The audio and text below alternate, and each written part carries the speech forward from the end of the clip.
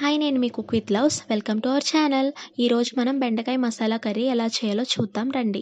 First 2 table spoon ఆయిల్‌లో కొంచెం జీలకర్ర వేసుకొని, అందులో పెద్దగా కట్ చేసిన ఆనియన్ వేసి గోల్డెన్ కలర్ వచ్చేదాకా కలిపి పక్కన పెట్టుకోండి. ఇప్పుడు అదే గిన్నెలో చిన్నగా కట్ చేసి పెట్టుకున్న ఆనియన్స్ వేసి బాగా కలపండి. అందులో 1 tablespoon ginger garlic paste వేసుకొని కలిపి 1 కప్ టొమాటో పేస్ట్ వేసి కలపండి. ఇప్పుడు పేస్ట్ చేసిన పచ్చిమిర్చి వేయండి.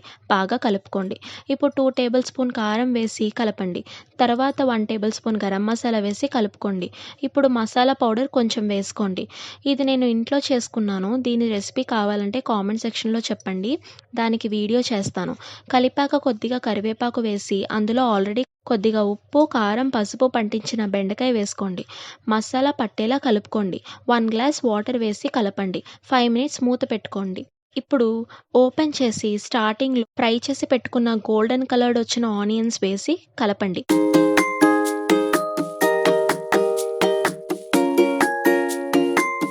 ఇంకో 5 మినిట్స్ మూత పెట్టి తీస్తే మన బెండకాయ మసాలా కర్రీ రెడీ. వీడియో మీకు నచ్చితే లైక్ చేయండి. కామెంట్ సెక్షన్‌లో ఎలా ఉందో చెప్పండి.